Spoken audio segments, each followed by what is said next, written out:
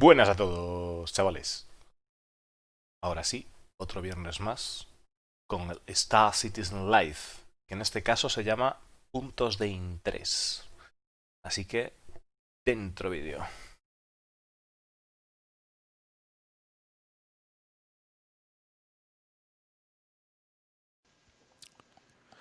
Hi, everybody. Welcome to another episode of Star Citizen Live, Gamedev, Points of Interest, 2020, the beginning, the sequel, the quickening. Oh my gosh, remember Highlander 2, the quickening? Did you ever see Highlander No. 2? No? I mean, I saw Highlander. No, Highlander 2. Oh, well, you gotta see Highlander 2 if you've seen Highlander, because you want to see a insane, crazy a sequel that completely just tosses the first movie Was out. it straight to Oh. VHS? Oh, no, it was theatrical. Okay. Dice que, bueno, que esto es el comienzo, el principio de todo, ¿no? El 2020, que se refiere a los Star Citizen Live de los que nos van a empezar a hablar ya el desarrollo de que viene ahora, que está por llegar.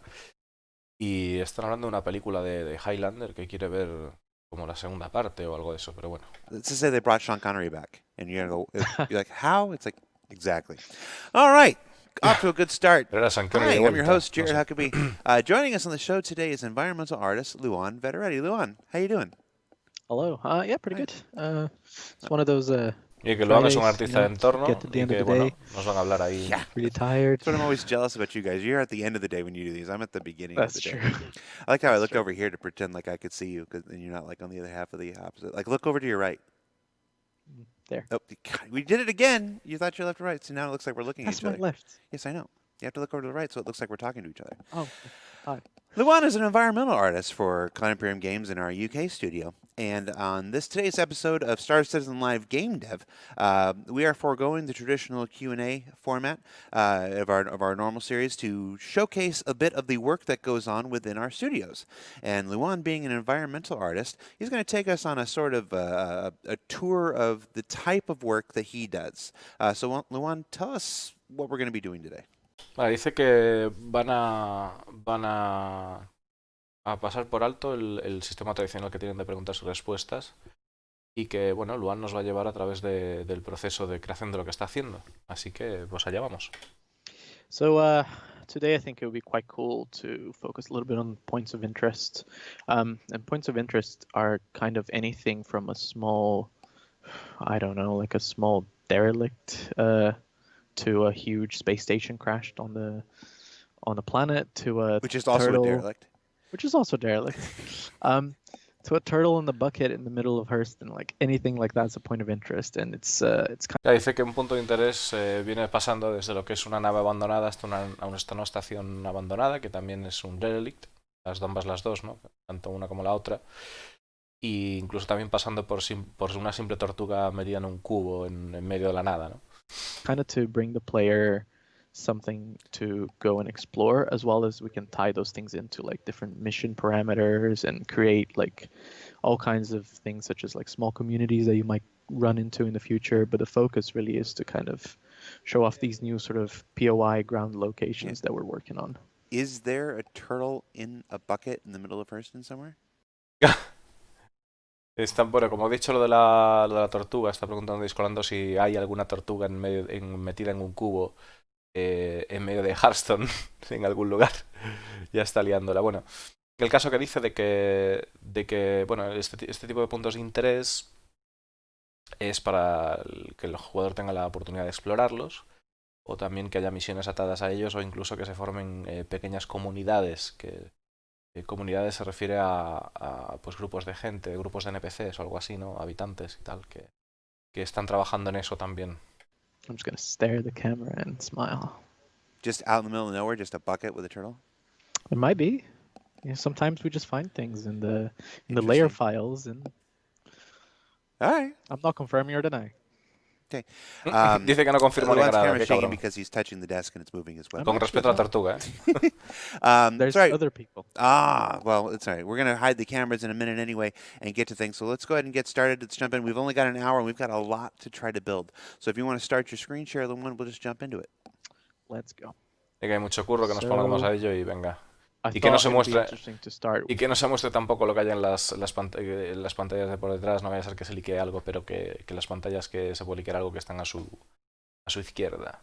With just sort of how we set up the derelicts and then jump into something a little bit more live. Mm-hmm. So for the derelicts, I'm on the Starfarer level here.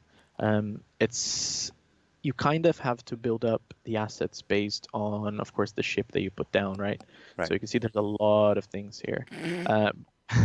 There's a lot of design markup. There's a lot of art dressing, but we've sort of focused on putting the bulk of the ship down. And then sort of embedding it in with a bunch of assets like these. And then you have things like decals, which is this little area over here. You can see this spill. Some extra assets that we might add in.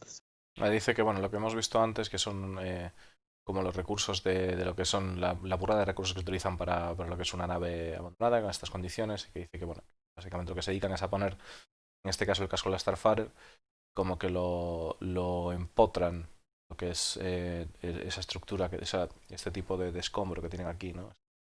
Escombro. Y que también incluso añaden algún detalle, como vemos aquí aparte, ¿no? Algún recurso más. Stuff like this.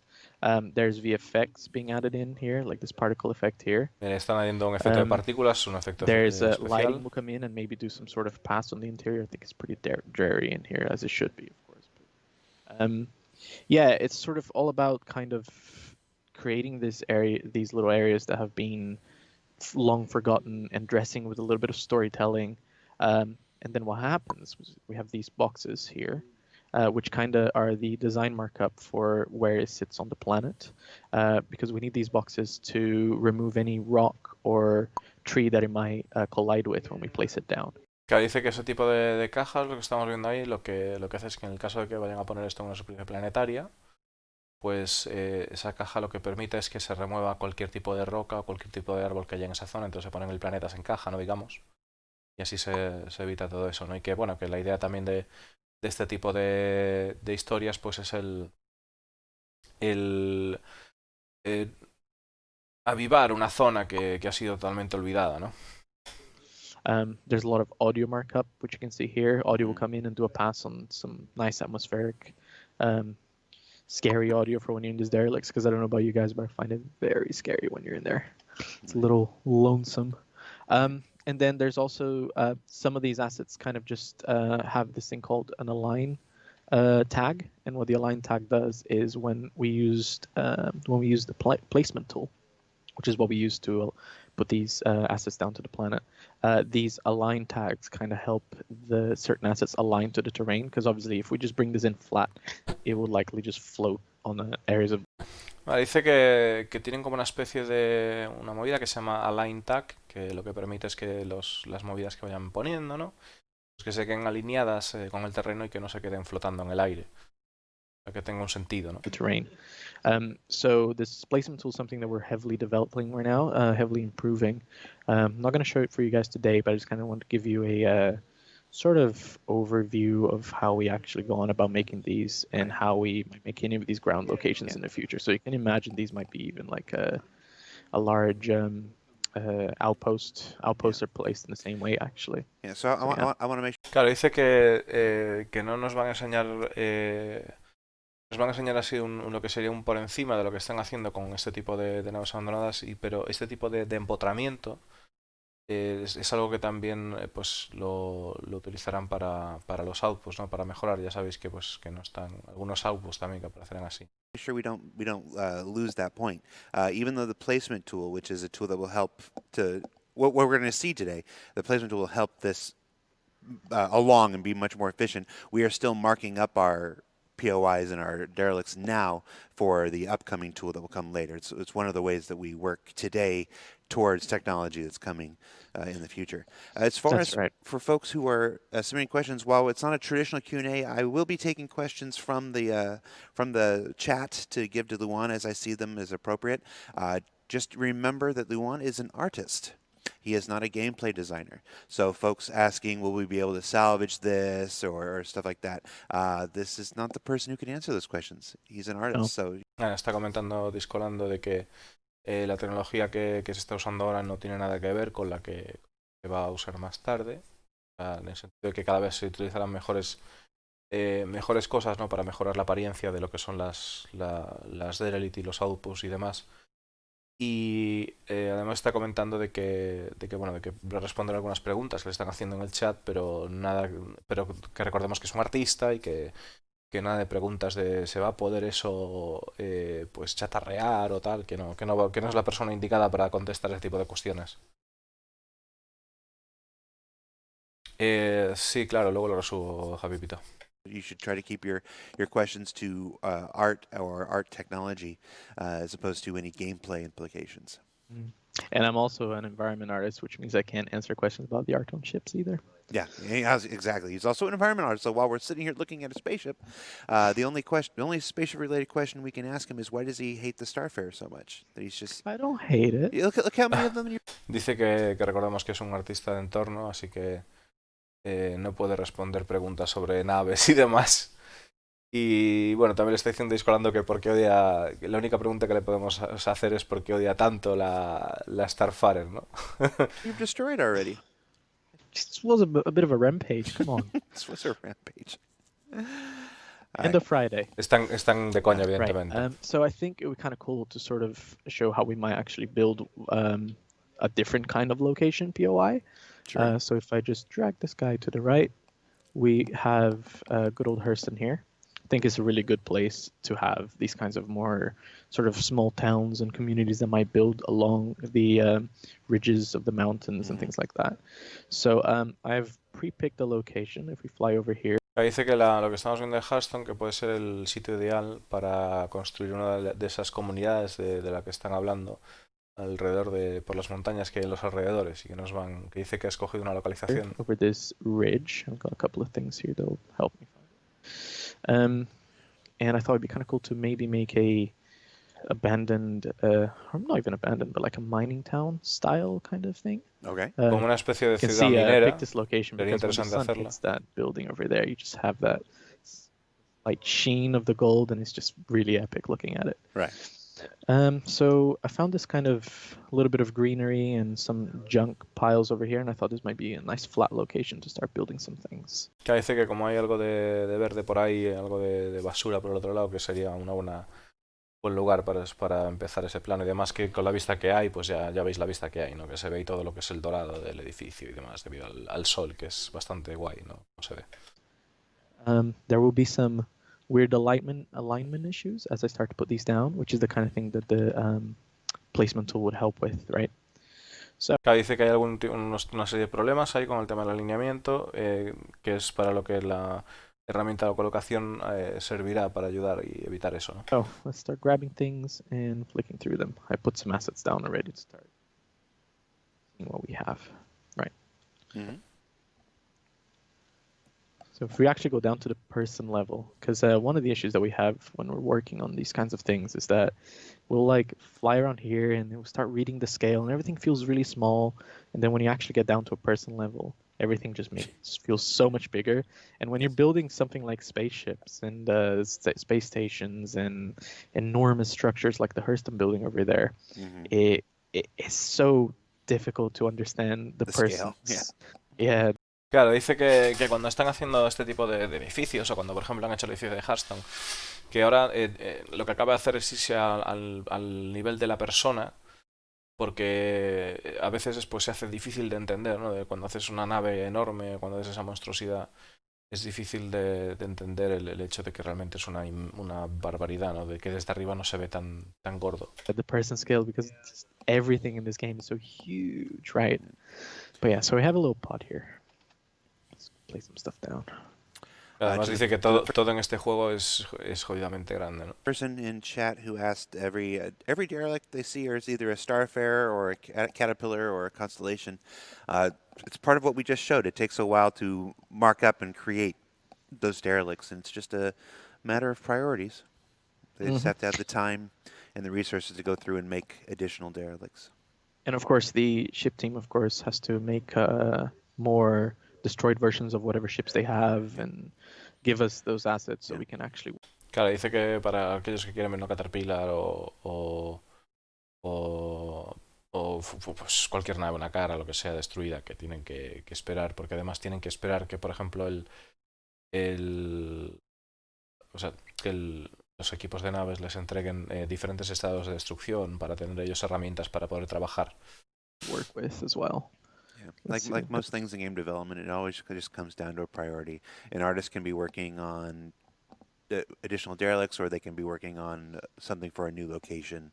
It's like that. It's just it's one of those things that come in towards the end of sprints, like when somebody finishes a sprint early. It's rare, but it happens. When somebody finishes a sprint early, it's like, okay, let's go and do another derelict, or let's go and do another turtle in a bucket.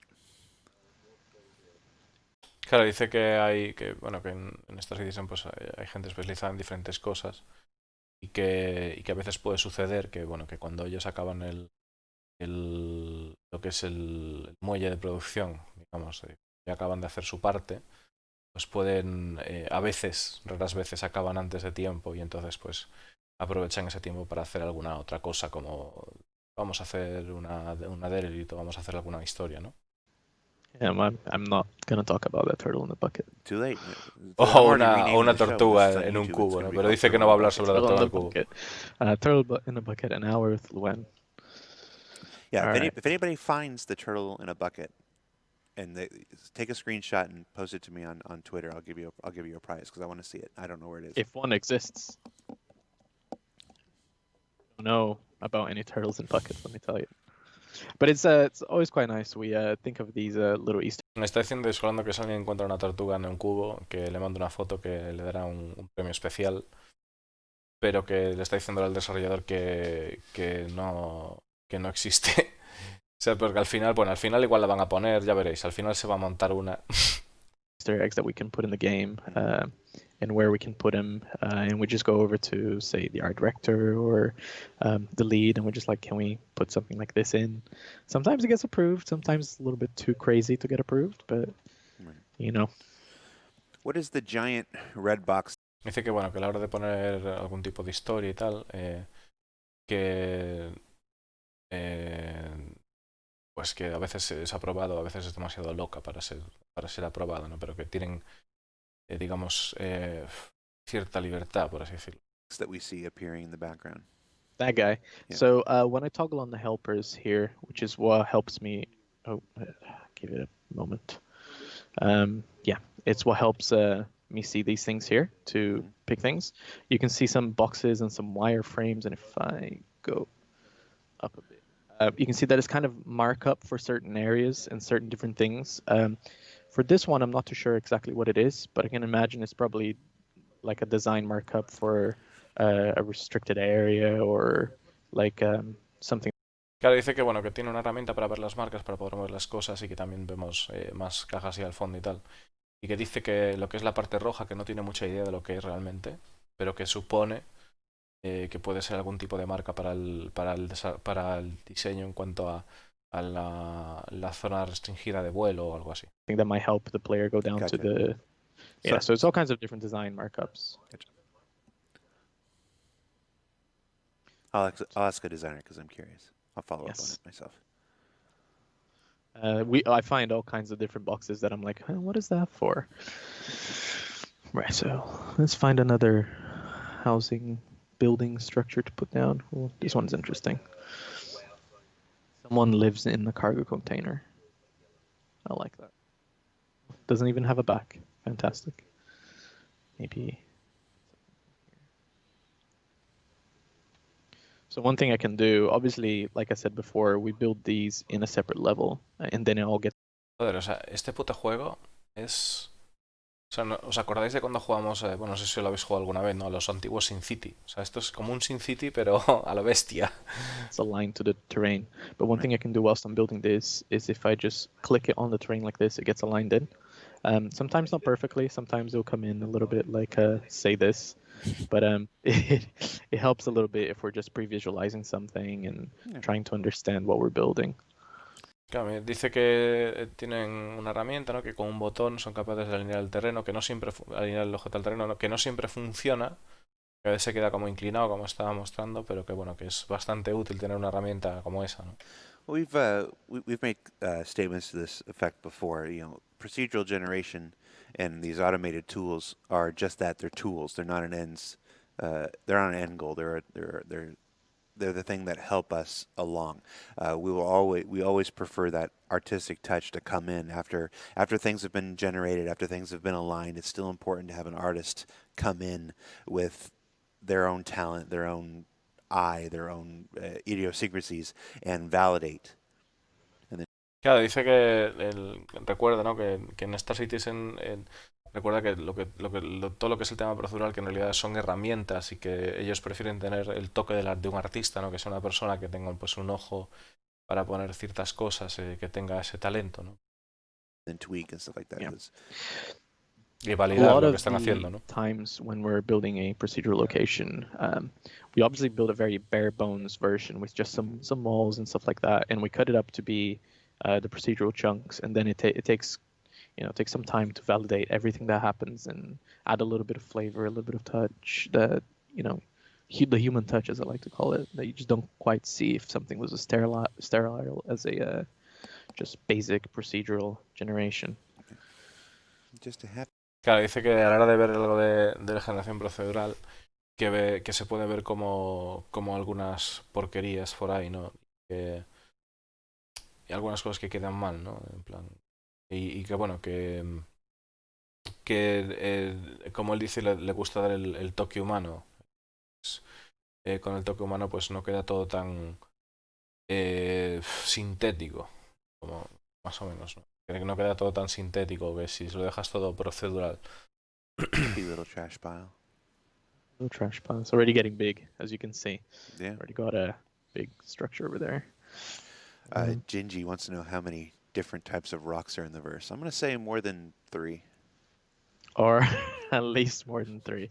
Our Planet team just smashes them out. They're very, very good at that kind of stuff. The organics, that anything organic can be from this plant over here to the texture that goes on the terrain to the grass to the rock. Like we might make these assets and they might help place it down. Those rocks over there, those trees. So that's. Joder, estaban hablando del tema de cuántos tipos de rocas diferentes podía haber y están bromeando con que seguro que más de 3 tipos diferentes. Y dice que el equipo de tema orgánico lo está reventando bastante, lo están partiendo.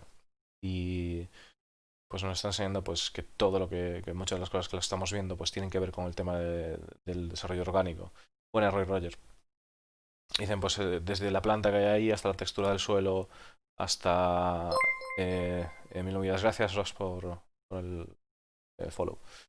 Y también dicen que bueno, que en este caso pues que a veces cuando ellos ponen un tipo de estructura pues los otros compañeros de orgánico, ¿no? Pues que le ayudan con la colocación también en algunas ocasiones.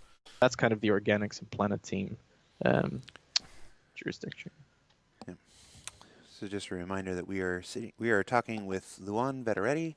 He's an environmental artist from our environment art team in our UK studio. You're free to ask questions in the chat. Just remember that they should be art related. If they are gameplay related, can we do this or will this happen in the future? That's not something that Luan works on. So we're not going to be able to answer or address those. So here's a good example of what I was talking about with those boxes that you saw around the derelict.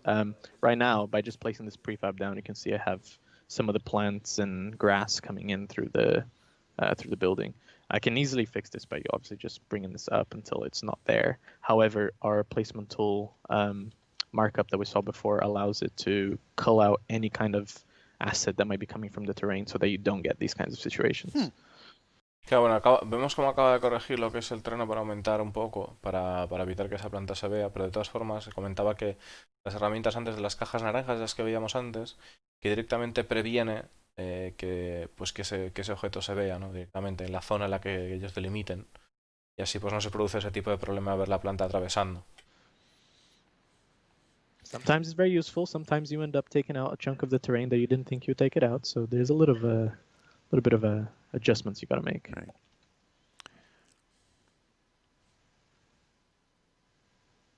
Let's take something else from here. What's this? I'll take this platform. Voy a pillar un baño, parece que es. I'm starting out small, but I'm wondering if I can make it huge. See No, what eso no es assets un we have baño. to make this enormous. One of the questions in chat is, how do you differentiate between what's created by the environment team, what's created by the props team? This kind of It's stuff. ¿Cómo se diferencia qué es lo creado por el entorno y qué es lo creado por el equipo de props? Bueno, los props son pues las papeleras, las mesas, las sillas, una taza. a very popular question, one that me and Corey Bamford, if you guys know him, often discuss. So he likes to say that anything that's not bolted down is a prop.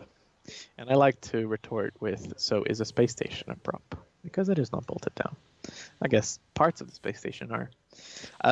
So when we're making a Claro, dice que tienen ahí como un debate interno de que, claro, de que todo lo que no esté en plan fundido con el suelo, que es un prop, ¿no? Pero claro, la cuestión es que una estación espacial no está fundida con ningún suelo, entonces ahí está el dilema, ¿no?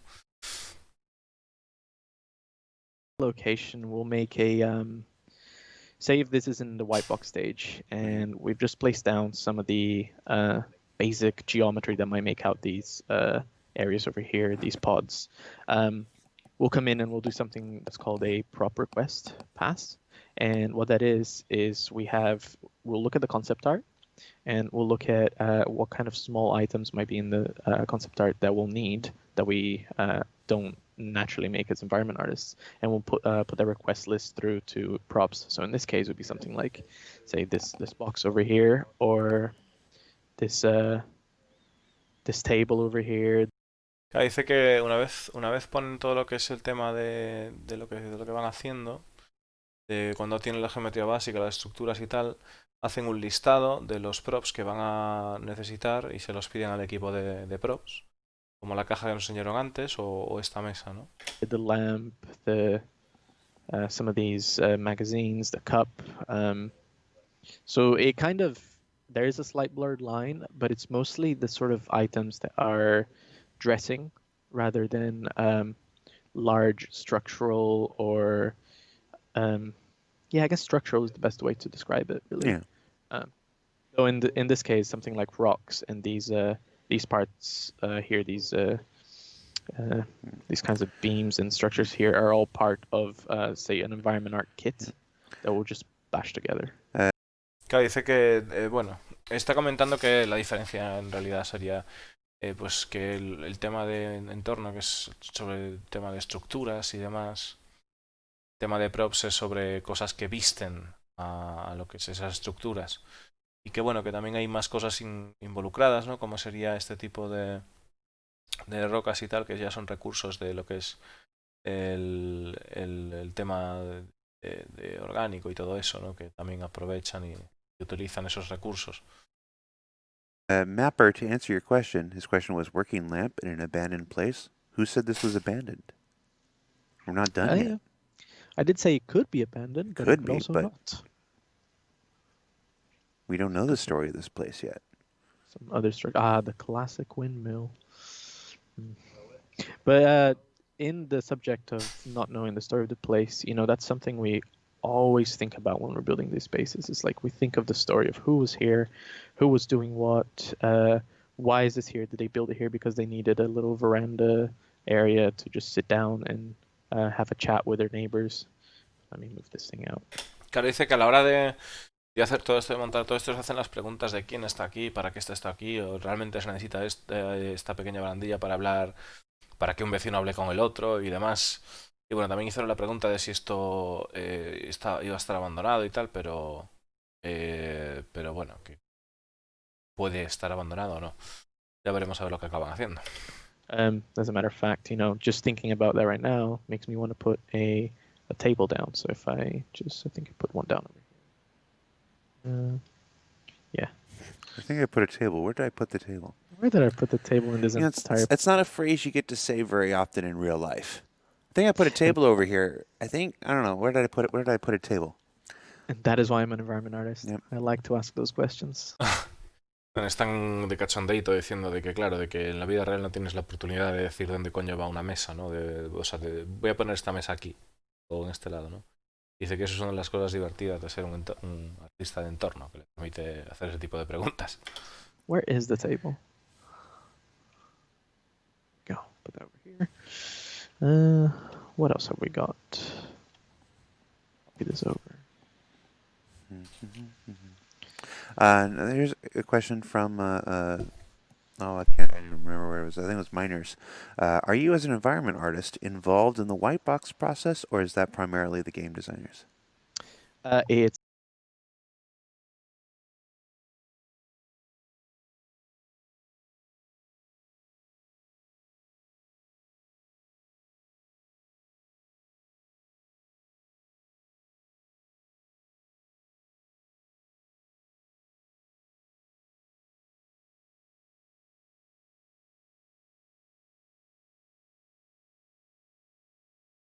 It's a combination of both, really.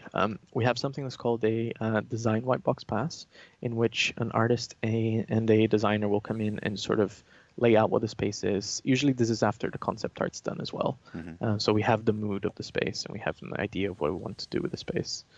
So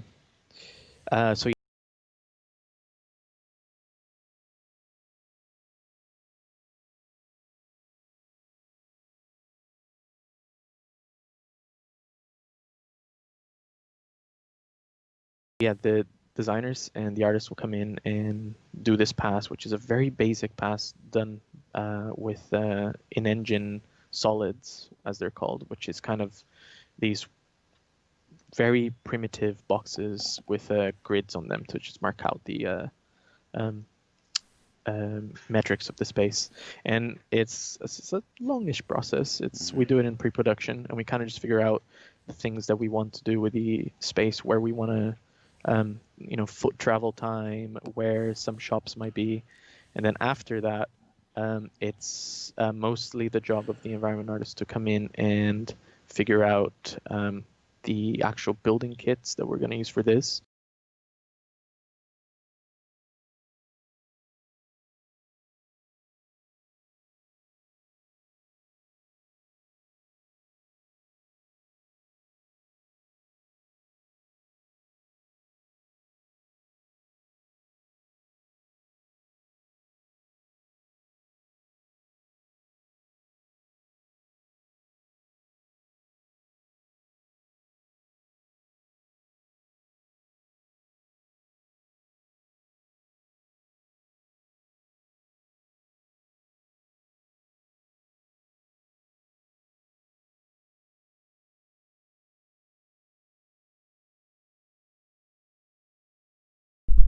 Un segundo, un segundo, un segundo, un segundo. ¿Se corta mucho? A ver.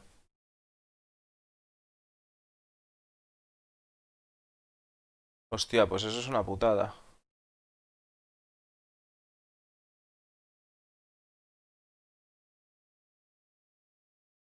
A ver, a ver, a ver. ¿Se sigue parando la misión?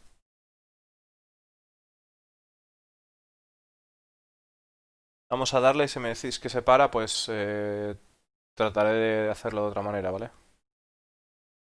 Bueno, está comentando, lo que estaba comentando de que...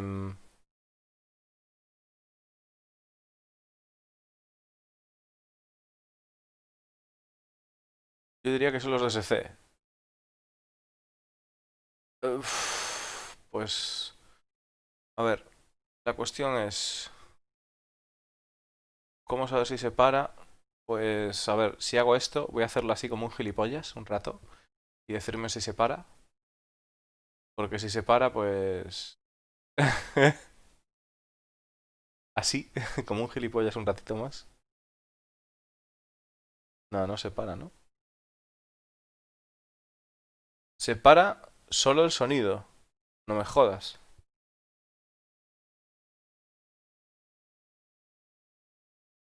Hostia, tío. Eso no es bien.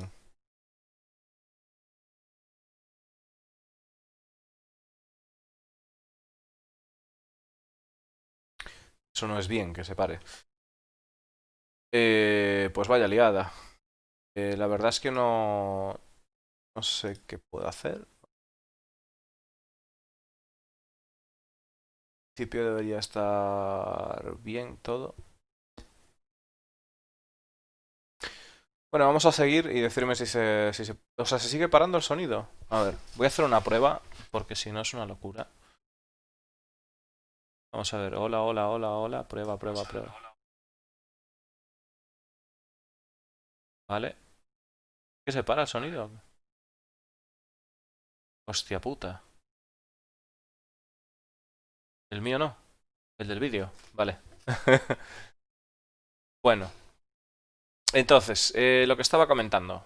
Vamos a volver al tema. Lo que están diciendo es que para hacer el tema del desarrollo de este tipo de cosas, ¿no? Lo primero que hacen es, pues, se van a al Whitebox. En el Whitebox consiste en un programa muy simple, muy básico, en el que tienen una serie de cajas que las van uniendo y, pues están marcadas como para saber las métricas, ¿no? Pues y a partir de ahí valoran lo que sería, pues, cosas como el tiempo que necesitan para recorrer a pie o qué tipo de tiendas o qué tipo de cosas van a suceder dentro y demás, ¿no? In this case, we'll make basic white boxes for these kits, unless we have something that is already appropriate. What did I put down? Tiny little thing. So off screen, I'm just cycling through a bunch of prefab items that I have. Now we've talked about prefabs before, but let's assume that every show is somebody's first show. What's a prefab? So a prefab is a collection of pre-defined items and entities. So this prefab here will be built out of some junk piles, some assets here like this. These kind of structural ribs, these floor pieces, and that's sort of like more of the environment part of things, but we might add in here, for example, this prefab has a table and it has the props and things like that. Right. But we also have markup for sound, for design. Say if it's you might have a cup that you can pick up there, and it's just a predefined collection of those items. Prefab is short for prefabricated. Claro, dice que lo que son esos cubitos que tienen blancos y demás, o bueno, blanco-verde, color turquesa, ¿no? Lo que valen es para, digamos que se llaman prefabs, creo que dijo. Bueno, la movida es que viene siendo pues un lugar donde tienen una preconstrucción de cosas, de recursos, ¿no? O que también se puede utilizar para el sonido, digamos que es un espacio que pueden hacer pues que haga determinadas movidas y lo utilizan para eso, ¿no? Prefabs, que se llama. Yeah, and those prefabs can include just about anything. They can include interactable items, movable items. Blanking where I was going with that. Sí, lo que se está parando así a flashazos es el vídeo de ellos, ¿vale? Y lo que comentan, se lo preguntan hablando sin esos prefabs prefabricados, que llamarían, dicen como prefab, que abreviado, y se pueden incluir objetos con los que puedan interactuar o que sean móviles o algo, ¿no? But it's literally all kinds of Yeah. stuff, and it differs from an object container in that the object container is sort of the final. A ver, tener en cuenta que el vídeo que está haciendo, ok, él lo que está haciendo es, está en un editor, entonces él lo que hace es se mueve con el ratón, se para, se mueve, está haciéndolo a todo a golpe de clic de ratón, entonces es normal que se pare y además daros cuenta que la velocidad a la que él se mueve no es la velocidad a la que está preparada para que se mueva cuando vamos con el personaje, sino que realmente, ok, se mueve mucho más rápido de lo que haría un personaje, porque darse un zumbido de ratón es mucho más rápido. I guess resting place of all of these items put together, so we can stream them in and out of the universe essentially. Yeah. Prefabs are for building the universe, so you don't have to sit there and place every silly little thing. So the procedural generation tools don't have to go and place every silly little thing, and then the object containers are more about performance and streaming things in and out of memory and stuff like that. To answer A ver, chicos. Claro que os aparece el botón de play en la pantalla. Os aparece el botón de play en la pantalla, en principio porque yo le doy a pausar. Porque si yo lo traduzco a medida que ellos van hablando, se solapa y no nos enteramos de la movida. Se solapa mi voz con la suya, claro. There's question, some Kim. different things we can do with object containers that we can't with prefabs. Like we can say we make a set of architectural pieces that we can tint different colors. We can put that as a modifier on the object Right. container. So we can make all kinds of different, like similar but different colored areas and all those kinds of little things like that. Grizz and Spectrum asks, do you test a finished location to make sure a player can't get stuck in a hole? We certainly try. Very much yeah, try. exactly. Being stuck in a hole is one of like the QA 10 commandments. Can a player get stuck? It's one of the primary things they will always test for. First thing. Yeah, the reality of the situation is that there's a whole lot more of you than there are of us, and you guys tend to be a bit more tenacious with where you try to get to. Están hablando del tema de quedarse atascado en un agujero, que ya nos ha pasado, bueno, a Pino Ortiz y a mí nos hemos quedado, y bueno, en el rally que hemos hecho ahí en Microtest lo habéis visto, que nos hemos quedado atascados en un agujero, y está comentando de que, bueno, de que es una de las primeras preocupaciones del Q&A, de tratar de resolver eso. Lo que pasa es que nosotros somos muchos más que ellos, ¿no? Entonces la tenacidad que tenemos para encontrar ese tipo de mierdas pues es imparable. Than we can sometimes be. So while we certainly, and this is true of any video game, I'm not speaking just of Cloud Imperium games, while QA the world over does their best to make sure there are no places where players can get stuck. Claro, dice que cualquier tipo de juego, o sea, no es solo una cosa exclusiva de ellos, sino cualquier tipo de juego trata de buscar que no, el jugador no se quede atascado, ¿no? Pero y demás. Lo que pasa es que, bueno, es complicado hacerlo en un mundo tan vasto y con el tema todo procedural y demás, es una locura. That is. And of course, the always- scale of the game we're making means that it's much more difficult to test for every single little area that might be in the game. Yeah, I mean, it just reminds me. It reminds me of, depending on how long you've been following the project. Vale, decidme una cosa, ¿hasta ahora se sigue atascando el vídeo? Porque entonces es un problema, ¿eh? O sea, me tenéis que comentar. ¿Ya no se atasca? ¿Va bien? Vale, chicos. Late 2015, we went live with 2.0, which was the first version of Stanton's system. Yeah. And there was one item that wasn't bolted down, as it were. It was a Big Benny's vending machine. There was one single Big Benny's vending machine that was physicalized and could be moved. And I think for months, maybe almost a year, all throughout 2016, we saw players just seeing where they could move that box.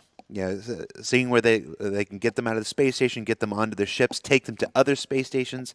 There was even a thing involved called the. Bueno, está hablando del tema de cómo llegan a interactuar los jugadores y hasta qué punto llegan a probarlo, ¿no? Porque está hablando de que había simplemente una sola máquina de Big Benny's que se podía mover, de cómo los jugadores las acumulaban y todo eso, ¿no? Y empezaban ahí a hacer todas las historias que ya habéis visto en los noticieros, ¿no? Historias. Big Benny's Challenge, where you had to get the box and get it back into the hab in which you spawned. And the hab that you spawned was up a flight of stairs. So they had to, without being able to pick this box up, they had to lift the box. They had to roll, just continuously go prone and roll and try to get the box to shift slowly up the stairs. And I saw people doing this for hours. Just if there's hours. one thing I know is trying to that get players will do anything they can to put something where they shouldn't. Yes. Yeah, so Claro, dice que hubo jugadores intentando pues empujar como si fuera una caja, ¿no? Lo que es la máquina del Venice, intentando empujar las escaleras arriba hasta lo que es el hub, y que Solando vio cómo esto lo hacía durante horas gente, ¿no? Y que la gente pues comenta el artista de entorno, ¿no? Dice que es increíble hasta qué puntos llega para poner cosas en lugares que no deberían estar. That's always my example of when people say, why doesn't QA test for this or test? I was like, oh, we test for plenty, but there's no way to account for everything that a player will do. And because they'll you guys come are. up with things that you just never thought possible. Yep. Well, Like what you just said, yeah. right? With the rolling. Well, that's one of the key aspects of building a sandbox game is it's about building a world, or in our case, a universe of possibilities. So we are continuously surprised and amazed by what our community can do with. Dice que están continuamente sorprendidos por las cosas que la comunidad puede hacer y que además que no puedes prever, aunque tratan de corregir todos los errores y todos los fallos que pueda haber, ¿no?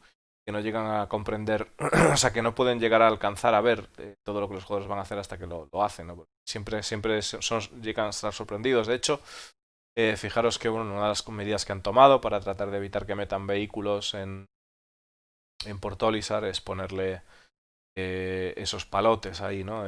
Los volardos. También han metido volardos en Hearthstone y para que no se puedan meter vehículos.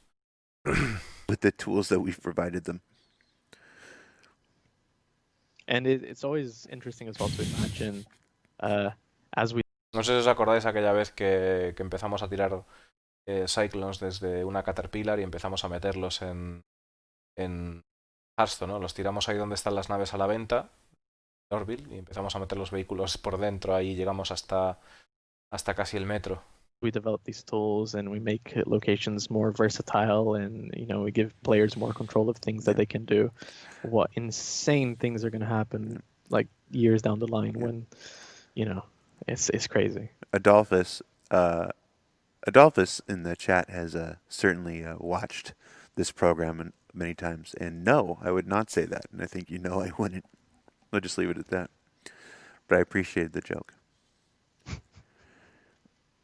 We get a little seating area over here. Maybe it's a place where all the neighbors congregate to. Yeah. Ash Rackham Eat says, Dice que están haciendo como una especie de zona de sentarse, quizás es donde se congreguen, ¿no? we just want to interact with our environment as much as possible. We know. We do know. We want to as well. As a player of the game, and a backer, there's a lot that I would love to see in Player of the environments. game. Yes, that is me. Player of the game. There's a lot that as players we want to do as well, and we keep in mind when we're designing the environments. It's something we might put something down that won't come into effect until years down the line. Like for example, in Hurston, you can go to the front facade of Maria Pure of Heart, the hospital, right? And we got the medical beds just coming in now, so it's it's been there for a long time, but we obviously can't fully flesh it out. Somebody had a question. Mira, dice una cosa interesante y es que, bueno, como jugadores también siempre piensan a la hora de cuando están diseñando el entorno de cosas que pueden hacer y demás. Y están comentándolo sobre el hospital del Orville, que parece ser que las camas médicas, que ya llevan un tiempo dentro, pero que no podían abrir eso, pues por razones obvias, y bueno, pues que están al llegar, que vamos a ver camas médicas ahí en el hospital. Interesante. Earlier, I missed the name. The chat was going by too fast, so I apologize for not being able to call this person out. But they asked about the LODs on the planets and whether they're set or whether they're being tuned. And I was actually talking to somebody about this earlier. The things like the LODs for the planets are. No, let's just put it this way. Nothing is set at this point. We're still in alpha. The purpose of being alpha is that nothing is set or final. We're here experimenting, letting you play, watching you play, and then making adjustments as we deem them necessary. One of the more difficult aspects of setting LODs is the changing speed of ships, because the speed at which LODs adjust is relative to the speed at which you can fly or approach a planet. So as the speeds of ships are being tuned, we talked the other week about how combat's being retuned. Combat's always under tuning. Again, we're in alpha. So will the speed of LODs and stuff. So it's one of the reasons why when we jump into the editor like this, we can zoom out from a planet and zoom in from a planet far faster than a player can. So we tend to get more popping when we look at it in an editor like this, because we are moving much faster than anybody could in the game, so the LODs can't keep up. So it's a constant question of balance and adjustment. And it's something that we do ourselves when we're, making LODs and making all these performance passes. We'll start moving around really fast and, start seeing things pop too quickly. It's like, oh, I think we need to adjust these LODs to pop more slowly. But then in reality, it's because we're going too fast. And we Exactly. It's like no it's player easy can to travel as forget what we're fast as we doing. can. So it's like you don't balance for the speed at which we can move. You balance for the speed at which players can move. And while that's in flux, so will the LODs. So Bueno, están comentando lo que decía antes de, bueno, que el jugador realmente se mueve a una velocidad distinta, que también hay que tener en cuenta que estamos en alfa y están hablando sobre las cosas que popean y demás y los tiempos de carga y todo, ¿no? De las cosas, que tienen que ir ajustando esas movidas a ver hasta qué punto. Esto al final tiene que ver con lo que es también el Logic Container Streaming y el server OCS, ¿no? Porque si nos amplían más el rango de las cosas que cargamos debido a nuestra velocidad, pues evidentemente cargarán antes, si no tal. Entonces que eso tiene que estar en constante ajuste porque se están modificando las velocidades de las naves y no hay nada que sea final ahora mismo, ¿no? En cuanto a las velocidades de movimiento del personaje y que además también ellos no tienen que ajustar este tipo de cosas basándose en la herramienta de desarrollo que están utilizando ahora. El desarrollador está moviéndose, sino que tienen que basarse en la velocidad a la que nos movemos los jugadores. will be the LODs. I put some lights down. Somebody asked if we can have a van down by the river. So first, as soon as we get a van in the game, I think the closest river that I have, I think there's an ocean over here. you're gonna lose your somewhere. spot. Oh no, it's okay. I know it. It's right there. I've got a low pivot. All right. Yeah, I've got an ocean all the way down there. I don't think we have a You put a river. derelict Ursa, make that our van. Dice que sí, que a ver si pueden poner una furgoneta abandonada en un río. Dice, me estaba preguntando si tenían algún río cerca, pero evidentemente no hay ríos todavía en el juego. Y que dice que lo más cercano que tiene pues es el océano que está ahí, que lo que estaba diciendo Lando que se va a perder, pero realmente no, porque vemos que ha puesto una marca que problema, ¿no? Y que dice que quizás puedan poner ahí en Ursa todo estrellado ahí en el agua, ¿no? And we're back in our little tiny. Look at the size of that, right? And look at it all pop out. It's so small. It's so small. It's so easy to lose that scale. Claro, dice que nos fijamos en lo que es la escala, ¿no? De cómo se aleja, que ya directamente se aparece, ¿no? Es una brutalidad la escala de este juego en realidad. Mm-hmm. If I go back down to sort of human scale, say I've just woken up and I've come out of my habs, starting to get a little community together. How quaint. For Jim Marino, Rustelorino, I can't see that. I murdered that name, but you know who I'm talking about. Do props snap to the surface, or is it so much eyeballing with the Z-axis every time? We talked about that a little bit at the beginning of the show, Jim. We're developing what's called a placement tool. It's in active development right now that will help with the Z placement and aligning the items like these to the surface. It's just we're not using it today because it's still being worked on. Yeah, so one of the things we do early on when we're setting. Vale, dice que lo que es la herramienta esta de emplazamiento y para que quede todo alineado, que todavía no la están usando ahora mismo porque no está lista para usarse, bueno, pero que a la hora de pues lo de la planta que vimos antes, que sobresalía y demás, que es la herramienta que hará, pero en el futuro parece ser. Deben ser las cajas esas naranjas que nos mostraron antes. Up to further answer that question, to further, I'm going over myself now. One of the things we do when we're setting up these locations is we set up these align tags, which the placement tool helps just align to the surface. But I really kind of just wanted to show you guys the sort of process of just what we go through thinking about these spaces. So right now I'm just aligning them all manually because I think it's just sort of, it's easier for the sake of the show. Yeah. Another junk pile. Just a happy little junk pile. Vale, dice que de hecho ahora está utilizando lo que viene siendo alinearlas a mano porque se empieza a utilizar lo de las cajitas y tal y todo eso para autoalinear la movilidad por el bien del show, que es porque que lo haga a mano, ¿no? Debe ser ahora mismo más eficiente por lo poco que está. Happy little junk pile. Y bueno, si todavía no están funcionales, pues Sobabid del todo, asks, pues would a little settlement like this ever be procedurally generated? Absolutely.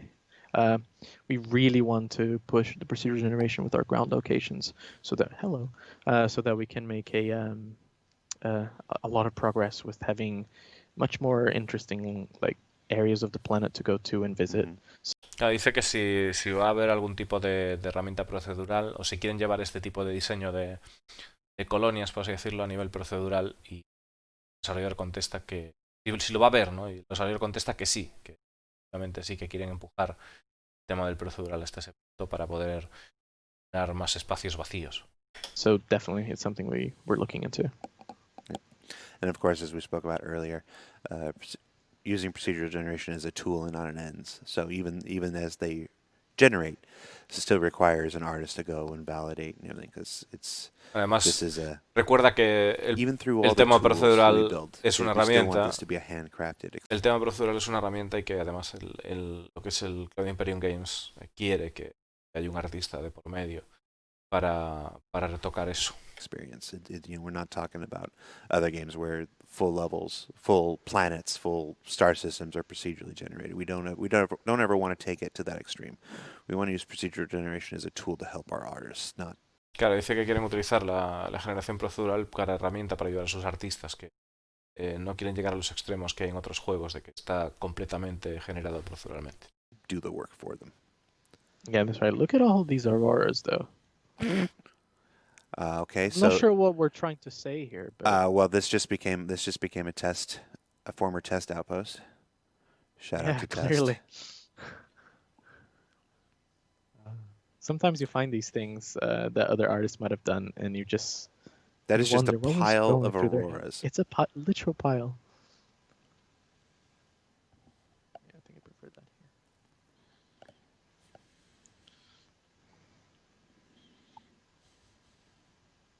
Okay, get a couple more floodlights so you can see this from space.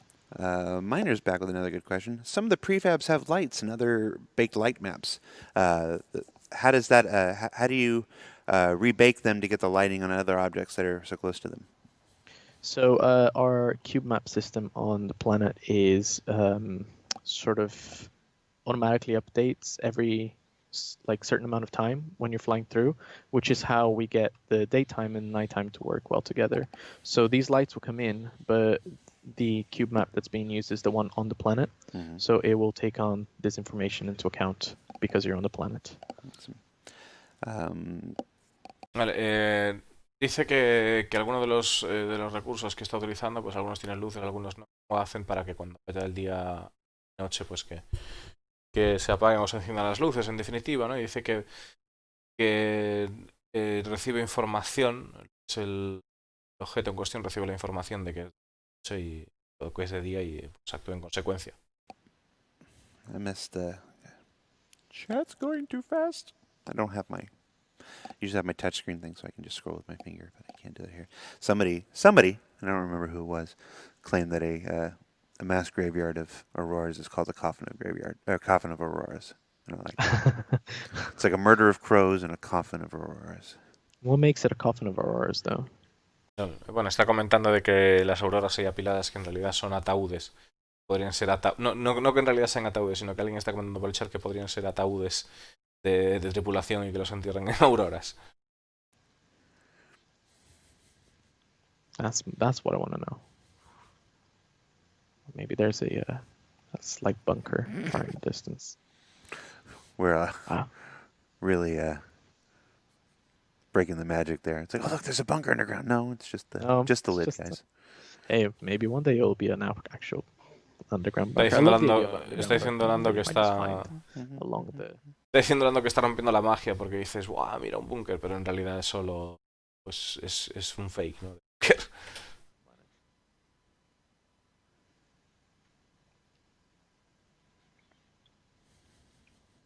get a couple of these.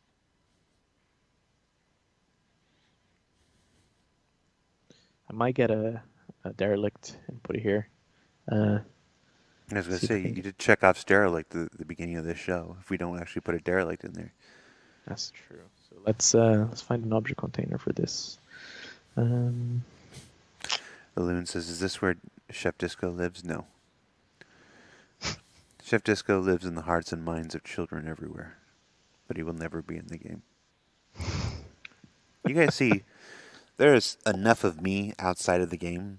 Like, I am this. You already have to go through me to see much. You don't need me in the game. Let the game be the one aspect of Star Citizen where you don't have to see my face. There we go. So we have a. This left. Es lo típico, ¿no? De que ya se había comentado la broma de que quieren a Discolando en el juego, que aparezca la cara por ahí. Dice que ya hay demasiado fuera del juego, que no necesitamos a Discolando dentro del juego. Side of a Starfare that maybe. Just the left side. Just the left side. We can put other parts down, but maybe the Starfare was flying over. And what I really like about this, if you get the sun, I'm gonna put it up here just to show what I mean. If you get the sun just right, you get that glint off the ship, and then you go inside. Where's the interior? I think you can move it through here. Actually, I want this window facing. Yeah. Go inside. Let me move it around again. Yeah. And you just get a little bit of these. Claro, dice que una de las cosas interesantes que nos está enseñando y con el cacho de Starfarer es que si le enfoca hacia el sol, que puede conseguir este efecto, ¿no?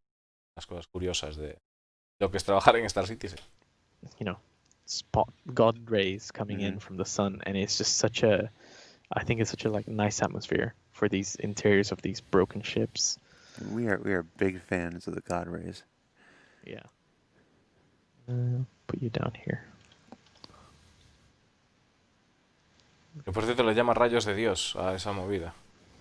I might make A los haces de luz del sol le llaman rayos. O sea, Juanfro asks, how would a location like this be populated by NPCs? By the AI team, not by the environment art team. That's right. So, it just didn't mean to call you out, Juanfro, but I used your question as another example of the types of stuff we can actually talk about on this show. If you're talking about gameplay stuff or basically anything hinting at the future, that's not what this show's about. It's not what Luan is here to be able to talk about. But if anyone has any questions about the things that we think about when we're building the stories of these environments, that's more in line. Do you ever think about me when you're building an environment? I have a picture of you on my desk. Did you know that? Dice, ¿alguna vez piensas en mí cuando ves algún entorno? Y dice el pavo, tengo una foto de ti Discolando en mi escritorio. Madre mía. It keeps me sane. Lo mantiene the sano. problem is I can't actually be certain that you're joking because I've had too many times where people are like, oh look, and they'll remove something, there's a terrible picture of me or a meme of me on their desktop. Dice que realmente que no puede estar seguro de que esté bromeando con esa movida porque no es la primera vez que alguien le dice, hey, mira, y se encuentra una foto de Discolando, o sea, del tipo, ¿no? Del Discolando en el escritorio, lo tiene el tipo ahí en plan una foto horrible o cualquier historia. I do have a picture of my lead on my desk though, and it's just this cutout of his head. Eddie, yeah. And we used it as a Christmas mask for the Christmas quiz once. We all. Hey, Classo. Hey, this is I just dubbing this stuff for Spanish community, so I have no problem in help you, but okay. But you have to aware that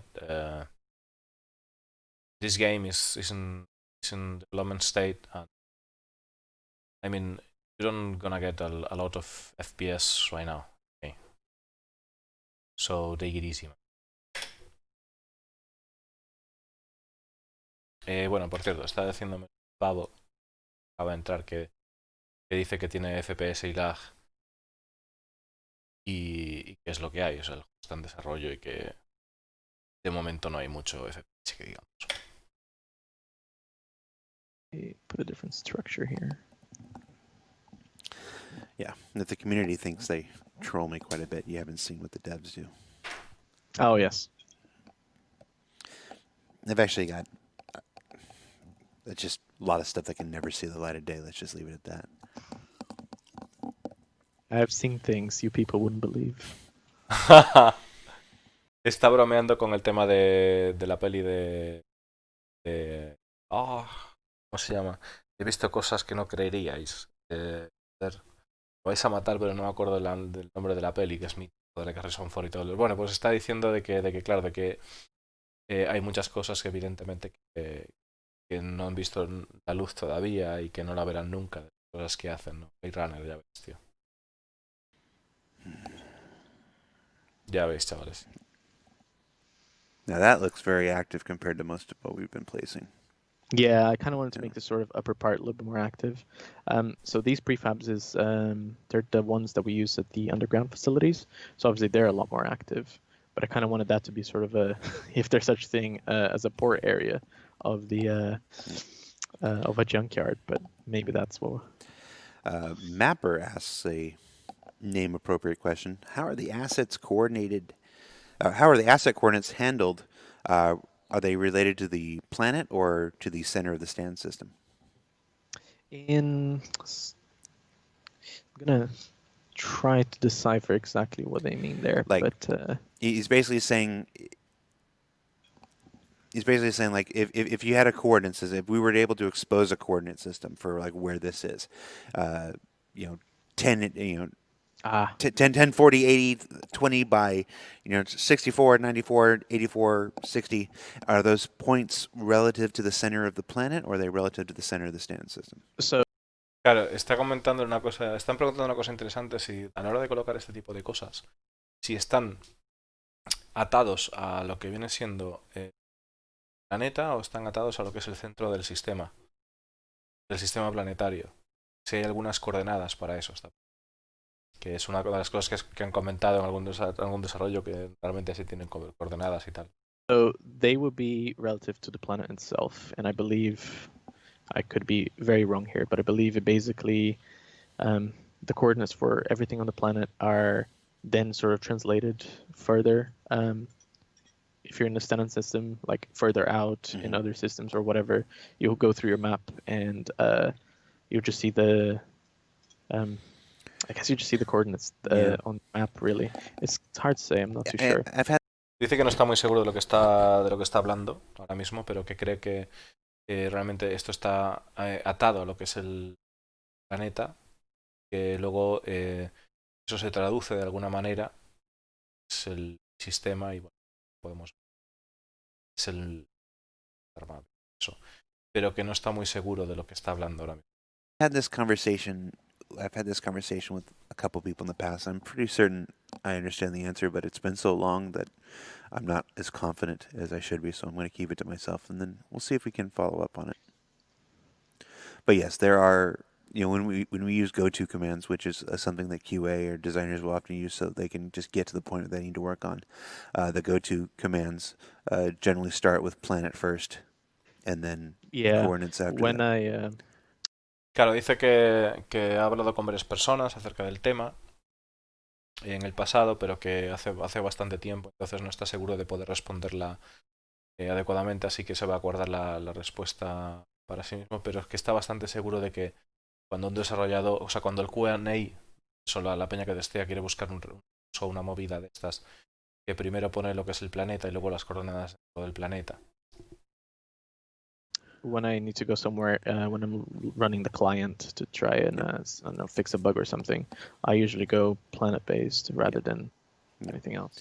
But as far as coordinates, like specific longitude and latitude, that's not really used. It's usually there are waypoints assigned to these different POIs, and we just go to those waypoints, which is one of the reasons why when questions come up like, hey, can we have a coordinate system and stuff like that, it's like we don't actually use a coordinate system. Not to say that one doesn't exist and one that can't exist. Claro, dice que exactamente no son coordenadas, sino que es una especie de marcadores que tienen ellos basados en otras referencias, ¿no?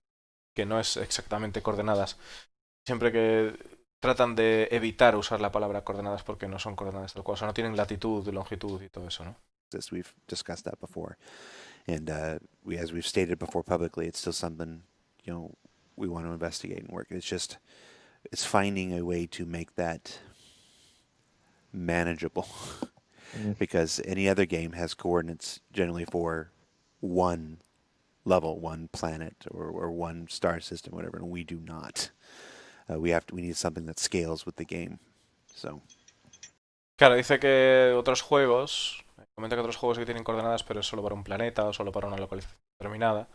Entonces, que tienen que pensar ciertamente en alguna manera de algún tipo de solución para eso, porque además aquí estamos trabajando en una escala distinta, ¿no? 80 sistemas planetarios, chavales, telita marinera. It's a very large game. I'm not gonna put more bunkers down. Let's I'm going to be bunker heavy. Look, another bunker. Yep. Fine. Yep. I'll do it. Phosphia says, "Can you stop grass from clipping through objects?" Right. So that goes back to what we discussed earlier, which is when we're marking these up for the actual placement tool, which is something I would have done, but it would have been just a bit tedious for you guys to see. We put these huge boxes down, which I can actually show. Why don't we go back to that again? Cool. So these huge boxes come into the say the derelicts in this instance, and they clip out anything that's spawned by the terrain. This could be rocks, trees, or grass. Claro, está diciendo, en realidad lo que está diciendo de que, bueno, de que esto, las cajas previenen de lo de cualquier tipo de cosa que vaya a molestar, ¿no? De plantas, rocas y de todo. Pero que no lo está haciendo ahora porque sería bastante tedioso, porque sería un trabajo a mayores, aparte de lo que es poner simplemente la estructura que está haciendo, ¿no? Que es más rápido hacerlo de esta manera ahora mismo. And we can actually define some of those parameters ourselves. And that's sort of how we get that to not clip through. However, because I'm kind of just placing this stuff down without any of these boxes, you're going to start seeing, I'll use that example I used earlier. You're going to start seeing some of these pop through, some of these plants, like that. Right. Claro, debido a que no están utilizando ese tipo de herramienta ahora, que vais a ver vamos a ver algunas historias de estas ahí, plantas saliendo y demás, porque no está utilizando esa herramienta ahora para acelerar el proceso. But yeah, those area boxes are part of the editor. They're part of our markup that we do. Placement tool, where are you? So we come out here, go through this buffer, come up here. Yeah, we've discussed the chat's talking about racetracks. We've discussed racetracks before. I think the first time we discussed a racetrack was with Luke Presley back in 2017, if I remember correctly. So it's been something on our minds for a while. We actually showed it in showed an early mock-up once on ATV way back when. The issue is the planets are still changing. Mm-hmm. We try not to do work that we know has to be redone later. That's one of the ways you work smarter and not harder in game development. So it's we just, as we showed at Citizen Gun, as you're seeing now, we just revamped the planets with Planet V4, which necessitated a recreation of all the planets. So which would have been redoing all those racetracks and everything as well. So Ya están comentando le han preguntado sobre los circuitos de rally.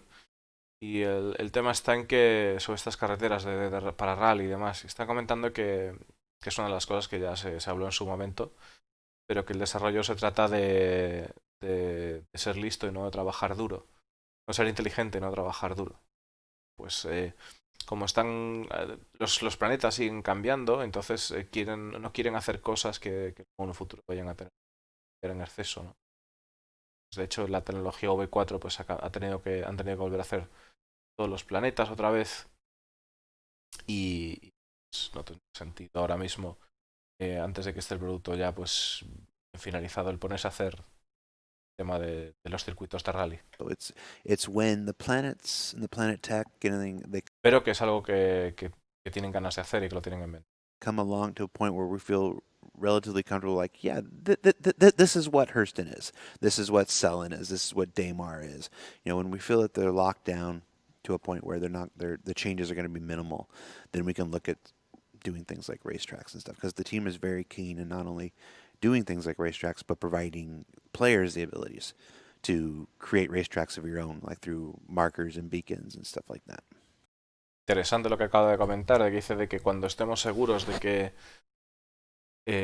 cuando estén seguros de que ya tienen o sea, que se van a hacer mínimos cambios a los astros, pues que entonces ya es cuando se van a plantear el tema de hacer los rallies y también de proporcionar a los jugadores las herramientas para que puedan crear sus propios circuitos con balizas, marcadores y todo eso. Yeah. Interesante. It's about providing all these tools that we need to sort of easily make the game and not do everything by hand like I'm doing now. This is sort of an example of racetracks, and this is sort of an example of things that we really need tools and a more sort of solid idea of what we're doing before we actually start implementing those in. Claro, además está diciendo de que realmente necesitan las herramientas para hacer las cosas de forma procedural, para evitar lo que es el hacer el trabajo a mano, que por ejemplo están enseñándonos ahora mismo, ¿no? De hacer toda esta colonia y demás. Que pues al final, pues eso también hace falta para los rallies, al final daros cuenta de que esto es una escala bestial, o sea, es muchísima superficie que cubrir, entonces necesitan herramientas para agilizar este tipo de procesos. Let's see. Let's put a couple. Let's expand this.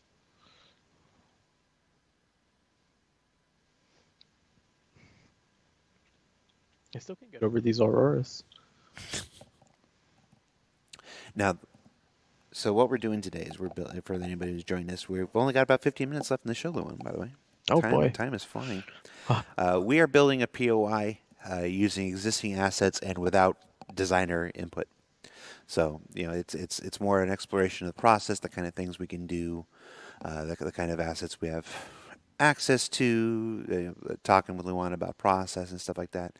Whether this particular POI, and so there's some questions in the chat, will go into the game. Like anything that we create in the show, it goes to the director for validation, and if they like it, then yes, and if it needs work, then it goes into a box until it can be worked on further. And if they don't like it and say, no, why did you let Jared do this? I just get an email. Bueno, está hablando sobre cada vez que dice lo del POI, que viene siendo Point of Interest, punto de interés. Refiere que, bueno, que está comentando que están haciendo este punto de interés, lo que está comentando en el show, que quedan 15 minutos para que termine. Y que luego, pues, con respecto a si va a quedar esto aquí o no, pues que tendrán que validarlo más adelante y si pasa, pues, las pruebas o si necesita más trabajo. O si directamente le dicen, Jared, ¿por qué has hecho esto? Pues simplemente recibirá un email. Which you Está como bromeando, ¿no? En plan. will ignore. No, the truth is I just read it and over and over and over again until the sadness stops. I'm very familiar with that process.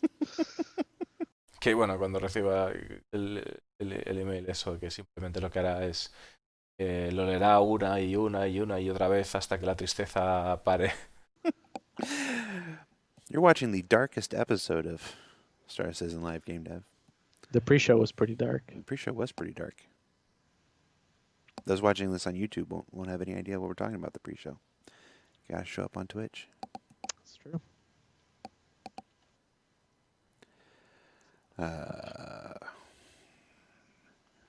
Moderators, if we can ban Bacon of War for talking about a space whale, that'd be cool.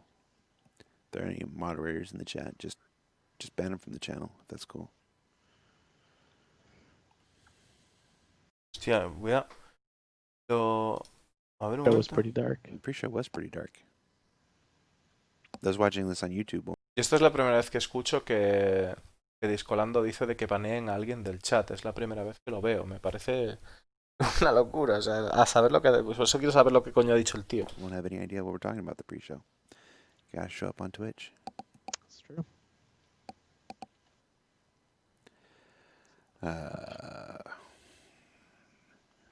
Moderators, if we can ban Bacon of War for talking about a space whale, that'd be cool. If there are any moderators in the chat, just ban them from the channel, if that's cool. A ver, ¿hablar sobre el Space qué? Moderators, if we can ban Bacon of War for talking about a space whale, that'd be cool. If there are any... Cojones, ¿por qué lo ha echado? ¿Verdad? Un segundo. Bueno, claro, es que al banear se borran los mensajes, es una putada. Pero estaba hablando de no sé qué movida del espacio o algo así, que lo han baneado por algo, vamos. Moderators in the chat, just ban them from the channel. That's cool. Hostia, pues que te baneen del canal. Mira que no he visto, o sea, no he visto a nadie nunca ser baneado del canal de Star Citizen, de I like this Twitch. little Me tunnel. parece épico. Oh, it's a little alcove. Gonna put some more seating areas there. Actually, the email I expect to get is probably from a level designer who's gonna see the show and they're gonna be like, "What were you guys doing?" It doesn't make any sense. Why did you put that here? It makes more sense over there. Mhm. Travel times is something that we are constantly thinking about. Qué buena, chicos. When to answer a little bit more of the question earlier, when we're initially Y-boxing a space with design, we really got to consider how long it takes to say cross a bridge from here to there, or travel all the way from here to all the way down there. As a matter of fact, if you look at this place now, I didn't really think too much of a route Yeah. up. Claro, dice precisamente, es una de las razones porque esto antes de hacerlo así va por el Waybox y por lo que dice también Discolando, que va a recibir probablemente un email de Leven Design de qué cojones estáis haciendo. De que en realidad, pues en el Waybox lo que se planea es pues qué tiempo lo lleva a hacer las transiciones y demás, o que ahora que lo está viendo un poco desde arriba, el desarrollador, ¿no? Con el artista de entorno, comenta de que no ha pensado todo bien, ¿no? A la hora de moverse por el campamento y demás. Bueno, por la colonia, ¿no? You probably have to go all the way around Yes. like this, and that's a long travel time. So it's the kind of things that we iterate through in the Y-box process. Yes. Maybe I'll move some auroras out. Nah, I like them. Gracias por el follow, Hugo.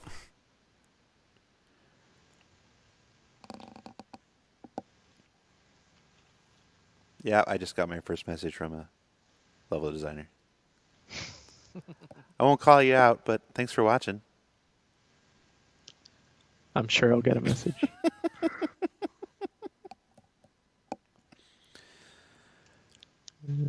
Put another windmill. So you can see that these spaces can get quite expensive quite quickly. So we gotta narrow down the focus of what we want to make as we're putting Okay. spaces together. All right. We've triggered the level designers. The windmills have to be facing the same direction. No, they don't, because I placed them this way. All right, I'll do it for them. Le está diciendo de que, claro, de que los molinos de viento, que no los ha puesto en el mismo sentido, ¿no? O sea, para que, o sea, eso están de coña y bromeando y tal, pero bueno, para que os hagáis una idea de que realmente dice el tipo, no, lo puse así porque, y está bien porque lo digo yo, ¿no? En plan de coña, está diciendo. Pero que es evidente que es un diseño ahí valero, ¿no? Para pasar el rato, rellenar este espacio y enseñarnos sobre todo cómo poder montar algo de esto, ¿no? Lo que lleva y demás. Al menos hasta que tengan una herramienta que haga esto mucho más ágil. What do we have? We're going that way, are we? I'm trying, dude. He doesn't. The one doesn't take instruction well. Al fin es una demostración de lo que puede hacer el motor, ¿no? There we are. But that's not as aesthetically pleasing now, is it? Hey, no, the directions of the. No, I'm going to say the wind direction changes. You want to be able to generate power no matter the direction the wind changes, so put them in a different direction. How about they're broken? Dice que bueno, están bromeando sobre que realmente la dirección del viento cambia y es cierto y que vas a poder ponerlo en que quieras que va a funcionar, ¿no? Va a generar poder. Huh? Actually, I do think these rotate when you actually go into the client. I think, they do. Yeah. Y dice además que cuando va al cliente que eso realmente gira, rota. Just pointing both windmills towards each other. Windmill fight. That's a challenge I will now accept. Madre mía. There you go. There you go. That'll make him happy. Están pidiendo ahí de...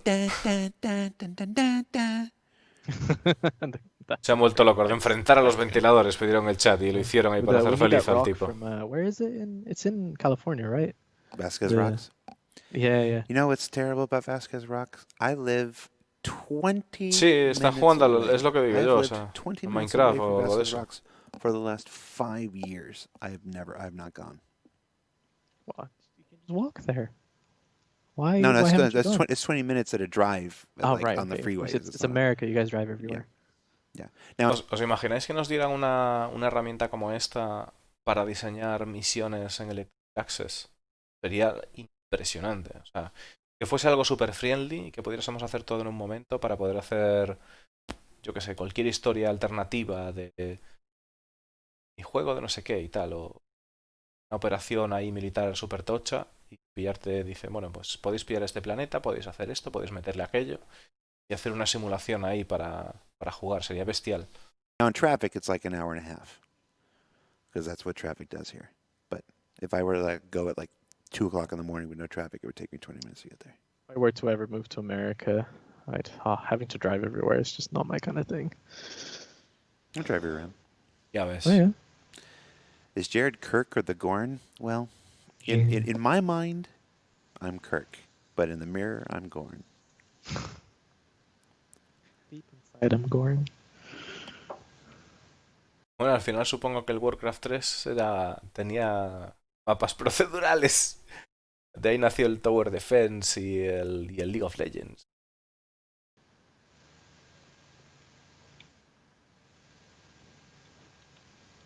Keep that nice and snug in there.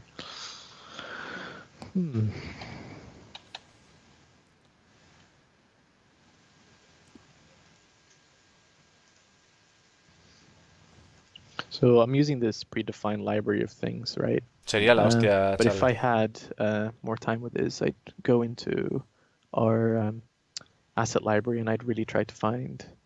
Yo os digo, bueno, lo primero que haría sería intentar hacer mi ciudad.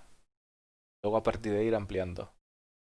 Pero hacer mi ciudad o un pueblo de por aquí cerca, algo de eso.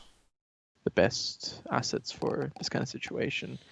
These are pretty good because they kind of all thematically sort of talk to each other, but I'm sure we have far more in our library that we can use as well. Man, you're a bit wonky, aren't you? That's all right. Now there's a debate in chat about whether the music I was doing was the fight between Kirk and Gorn or the fight between Kirk and Spock. And I think it's actually the fight between Kirk and Spock, not the fight between Kirk and Gorn.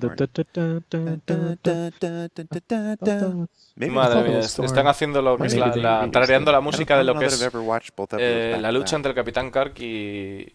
There's something to do. Creo que era Kirk entre Kirk y Spock. Yeah, I'm pretty sure it's a No sé, son muy frikis esta peña. The fight with Spock. And you're the one who said it was the Gorn, so if we're wrong, it's actually on you, not me. It's alright, I'm very used to being wrong. Sí, a ver, el live de la Waiting for something to go. Isn't that the music from the Cable Guy? El live de la 3.8.1 sí ha salido. Y además, probablemente en breves, yo creo que van a meter la Carrack para Evocati. There it is. O si no, que la meterán igual que la Cool Red, ¿no? Así que ya se pueda tener. Algunas personas la pueden tener ya. Yeah, but with the delay between live and Tiene toda la pinta, chavales, de que vaya a ser así. Carrack en breves, ya veréis. Falta poco para que llegue febrero y bueno. Jason asks, is it common practice to place buildings with no relative level foundation to other buildings? No, Jason. Thanks for joining the show. As we've discussed a couple times over the course of the hour, usually this process is done in conjunction with not only a level designer, but use of a tool that we're developing called the placement tool that will help relative levels and stuff align to the surface of the terrain and stuff like that. We are doing this without either of them. Just to showcase, está comentando que si es algo not quite exact, but what we can do on a Friday. Está comentando de que si es algo, o sea, si el tipo de forma de trabajar que tienen es la habitual y tal, y dice que en cuanto a los edificios ahí pues mal puestos y demás. Dice que no, que realmente que pues hay unas herramientas que, bueno, herramientas de colocación que estuvieron hablando antes de ellas, ¿no? Que pues están en desarrollo.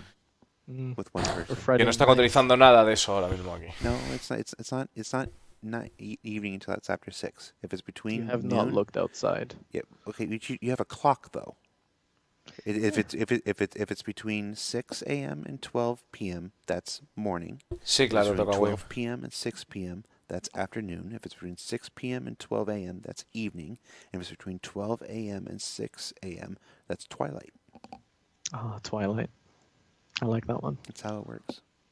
You are technically in the afternoon. I am technically in the evening. What the sun is doing has no. Están hablando de algo relevante. Están diciendo simplemente de las horas y de las diferentes, en plan amanecer, atardecer y todo eso. Os comento una cosilla de por qué han hecho el wipe y bueno, que tiene sentido, antes de que la peña se cabre. Sí que tenemos el tema de, o sea, la persistencia ahora mismo es opcional en el sentido de que RSI puede decidir cuándo borrar todo, ¿no? ¿Y qué pasa? Que el tema de la persistencia, pues lo que le sirve es para ir probando cómo debe de funcionar la persistencia para el jugador promedio, que es algo de lo que estuvieron hablando ya. Probablemente uno de los motivos por los que haya limpiado las cuentas es porque ahora mismo las naves de alquiler han puesto cosa por lo que la gente se ha cabreado y bueno, a mí me parece bastante lógico que si tú alquilas una nave no puedes modificar los componentes. Para tú modificar los componentes tienes que tenerla en propiedad. Y bueno, pues tiene sentido, ¿no? Yo no imagino a nadie alquilando un coche y de repente devolviéndoselo al tío con llantas nuevas y con un turbo, ¿no? No bearing on it. Wait, how are you technically in the evening? No, you're in the evening. I'm in the Yeah, morning. but you said you. Sí, o sea, al final pueden ampliar las opciones a que puedas alquilar diferentes tipos y tal, pero yo dejaría para alquilar solo las básicas. ¿No? También tienes la opción de derecho a compra, entonces la compres ya porque puedes modificar. Sería lo lógico.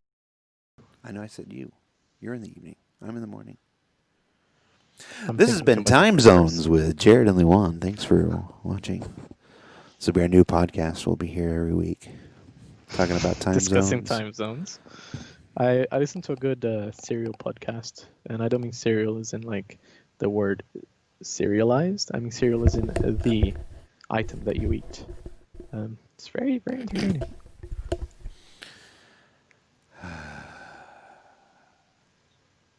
I'll make a podcast about everything. These Cereal. tables make no sense, but you know what? I like them. Well, we're 54 minutes in the show. No reason to start making sense now. That's true. How about we try to look at this, get some shots? Yeah. If I lower the field of view. Let's look at what we've built from. Ya le van a sacar unas fotografías para ver lo que han hecho en plan de que ya están acabando. We started like it made sense when we started. We had a little road, little This is area the to sit in. this is the back alley of Area 18 all over again.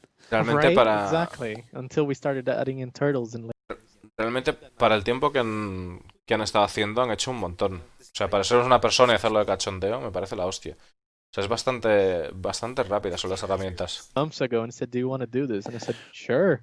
No, it's great, dude. I love it. You have some I nice junk just areas. don't want to sell the I don't want to undersell the usefulness of level design. Yes, forgot we did this. That's a big no. Give me that picture because we need that Oh, for yeah. we need that for the YouTube thumbnail. So give me a good picture with the fighting windmills. Dice que dice que le pase esa foto para poder tenerla para el YouTube, que quiere esa foto para ponerla en el tema de la portada. Dicen que están haciéndole cambios a la parte de atrás de la carga. Bueno, en principio ya le habían hecho el cambio para que se alinease con el resto de naves de Anvil. Sobre todo yo creo que con la Gladiator y con la Hurricane. Pero bueno, todo es posible. Veremos a ver cómo queda al final. Yep. You shoot me out a. Oh, we'll get it. JJ, you can capture that for Jewel. Sorry, I took a print screen. Okay, good. You send that to me in Teams when we're done. Help Jewel out. He always likes it when I give him screenshots, so he doesn't have to do it. Imagine if we expanded this all the way up there. Like if you actually look from over here, If we, it makes some sense. You had a little area over here and a little area over here. It's just how you connect them. Lo que enseñaron en la Citizen me gustó, hombre. La que estaba sin terminar. A mí me moló bastante la nave. Estaba sin terminar, le faltaba mucho detalle. Y, y bueno, ya, claro, o sea, al final también hay que tener en cuenta una cosa, o sea, es imposible estar al gusto de todos. O sea, porque sí, o sea, todo el mundo gustan las naves, o sea, hay muchas naves que a mí me molan y tal, pero siempre hay algunos detalles y además una nave que la gente lleva esperando tanto tiempo, pues la gente tiene el nivel de exigencia muy elevado, ¿no? Yo creo que también empujado por el hype y el ansia de que por fin van a tener su jodida carga, ¿no? Y más, es, va a pasar algo parecido con la Merchantman Banu, ¿no? That's why we have designers, people. Question. Please add a giant hot dog. I can do Por you one favor, better. añade un perrito Well, caliente maybe gigante, not dicen one por ahí. better. I can do you one worse. It's 4 minutes left in the show. Let's jump Okay. off the rails. Let's go. If I grab this guy, I know that in this prefab library, let me find it. Keep him busy. Dun, dun, dun, dun, dun, dun, dun, dun, dun. Is this the one? Yes, we have a hot dog kiosk. It's not quite the same, but I think it'll satisfy your needs. We can put a bunch of kiosks here. Maybe they just sell. Scale 3000. Le dice que no es lo mismo que un perrito caliente gigante, pero tiene el kiosco que podrá satisfacer vuestras I'm sure I'll necesidades. crash the editor by scaling this, but let's go.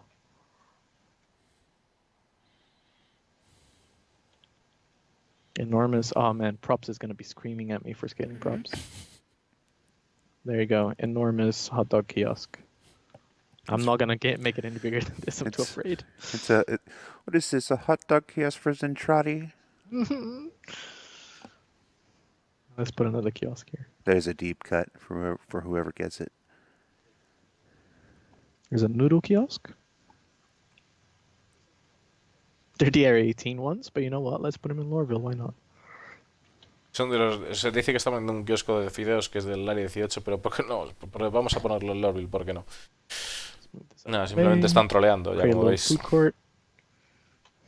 And actually, on an actual good bit of information, these prefab kiosks are set up in a way that AI can use them. So, should we have AI in the level, they'll come in here. Vale, dice que además estos kioscos están construidos de alguna manera de que la inteligencia artificial pueda utilizarlos. And populate this little area. Y dice que va a intentar... Deberíamos de poblar esta pequeña área, vamos a ver lo que hace.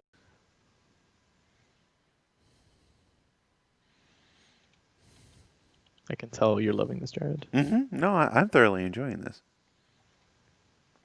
Have a little food court. Better than any food court I've been to. I'll make sure Eddie hears that. Oh god, yeah, the space station food courts now, they're awesome actually. I really like them. No, you said this was better. No, I don't think I said. You have no record of that. That little food court area. Get some little plants in the foreground like this. Enormous bulbous plant. Yeah, that's kind of the process. Oh, no, I think I'm going inside the building. Yeah. Yep. Very enlightening, isn't it? Yeah, let's do a scale check. Let's start zooming up. Pull up from a... Right. Let's do the classic from the bolt.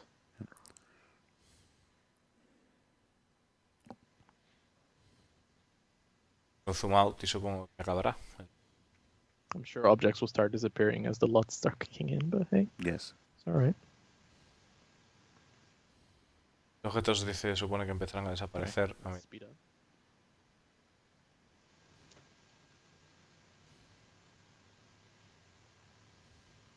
And off we go. Fly me to the moon, let me play amongst the stars. I started that in the wrong key. And we're past Lorville.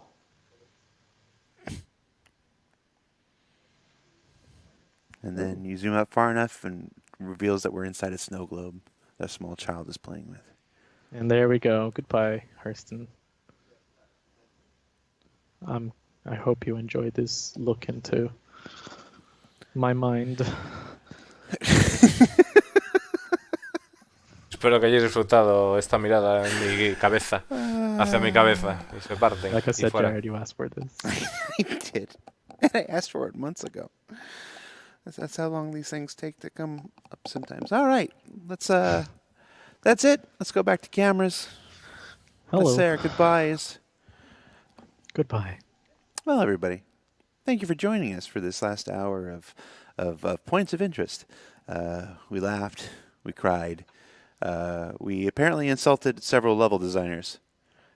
We sang a Star Trek song, which don't know which one. Me dice No, que se han reído, han llorado y tal, está en plan de cachondeo, de que se despiden ya y de que aparentemente han cabreado a diferentes diseñadores de nivel. I know, you don't know. It was a mock time. I don't think It's so. all right. But no, I mean, you brought up the Gorn thing. I mean, I'm never going to punish anybody for bringing up Arena. I mean, it's never going to punish anybody for that. That's it. Thank you for watching. We'll be back next week with another episode. Who's going to be on it? What's it going to be? I don't know yet. We're going to find out. Stay tuned. Take care. Thank you, Luan, for taking time out of your Friday. I'll release you from your Anytime. duties. You can go. I'm gonna and go enjoy eat your chicken weekend. wings. Oh, where from?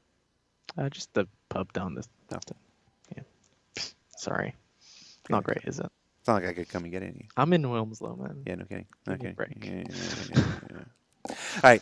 Take care, everybody. We'll see you next week, everybody. Bye. Bueno, pues ahí se ha acabado. No ha estado mal.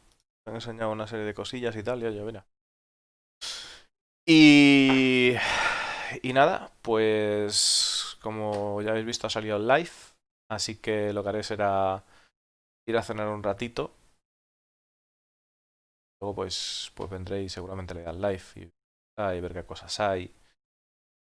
Y esperando para el siguiente PTU y que salga en la Carrack y todo eso. Y por cierto, recordaros que hay una cosa importante, y es que en realidad, efectivamente la Carrack valdrá 500 pavos. No sé si va a subir, yo supongo que subirá de precio, ¿no?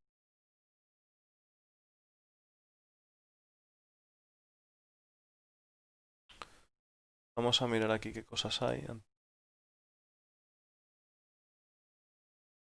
Por un segundito, mira, hay aquí unas cosas interesantes. Vamos a...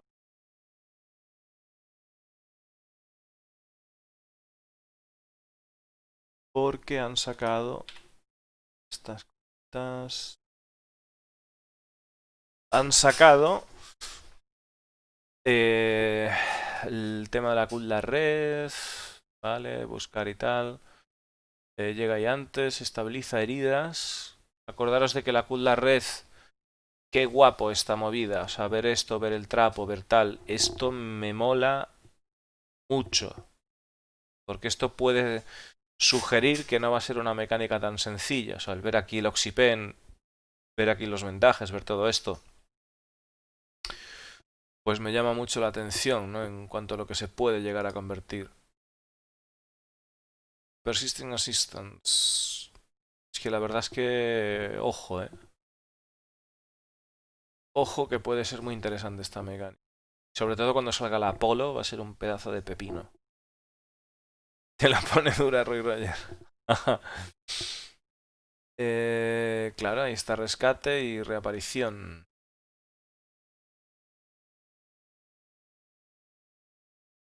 Claro, dice, los medpens son grandes, o sea, son geniales en el combate. Mientras tanto, vale. El tema de que se llama de onboard autodoc, o sea, es el doctor automático, supongo, puede ocuparse de heridas más serias. Ajá.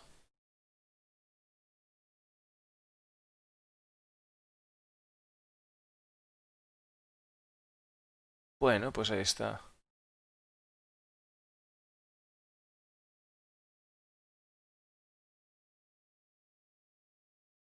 Vale, visitar esto pues nos va a permitir pues hacer esto. Ya sabéis que, bueno, efectivamente nosotros nos montamos en la cama, seleccionamos ahí dos opciones, pues tenemos que seleccionar la de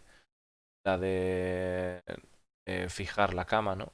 La de Trade Is La de heridas y la de la cama, que se lo habéis visto, que seguramente lo vais a ver ahora en el directo cuando lo haga. Y sigue siendo una Cutlass, me refiero. Se sigue moviendo como una Cutlass. En realidad, estuvimos comprobando y es un pelín más rápida que la Cutlass Black. Bueno, la potencia de fuego que tiene pues sería la misma que la Cutlass Black sin la torreta. Esto de aquí que tiene es una especie de foco que se puede orientar, que se controla desde el copiloto. ¿Okay?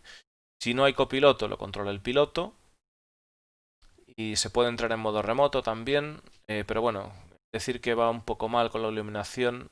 Se ve un poco, o sea, las barras que hay blancas se ve un poco mal. El tema de las esclusas, que esto se sale para afuera, está bien, está guapo verlo. Está muy, muy chulo verlo. Eh, vale. Y bueno, pues no hay mucho más. $145. Vale, pero aquí está incluido el este. Vamos a ver qué paquetes hay. Y ahora miramos eso, porque eso está sin poner. Ahora miramos cuánto valdrían en realidad. Darme un segundo, que ya... Si lo vamos a ver seguro. Hago esto. Hago esto.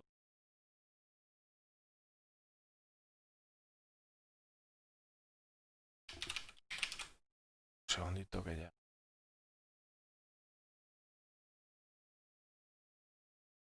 Esto.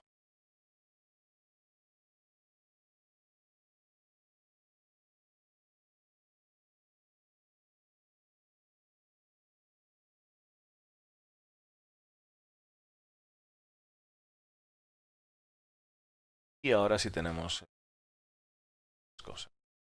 Vale, pues este sería el precio sin IVA.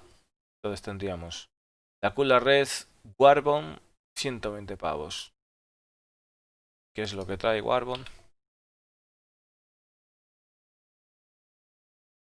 Warbon trae 6 meses de seguro, el hangar industrial.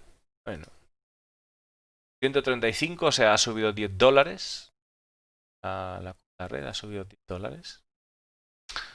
Era una de las subidas que tenía pendiente. Yo creo que también va a subir la Cutlass Blue. Ya lo dije en su momento cuando fue el aniversario de que os la pillarais. Os pillarais un CCU porque ibais a ahorrar 10 pavos aquí, 10 pavos en la otra, 20 pavos. Que hombre, siempre está muy bien para saltar a la siguiente nave, ¿no? 20 pavos menos es una buena cena. Vale. Dependence United Warbon Packs. Vamos a ver qué trae este. Este trae la Cutlass Red, la Cutlass Black. Vale, parece que va de Cutlass. Y hombre, la verdad es que está muy bien. Hostia, que por 100, o sea, la Cutlass Black vale 100 pavos y la otra 120. En realidad es un buen dinero el que se ahorra aquí, ¿eh? Pero bueno, yo no recomiendo hacer este tipo de gasto, la verdad. Para nada.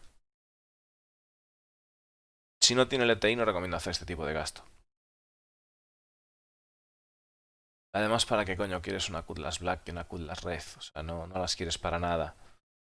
Es mucho mejor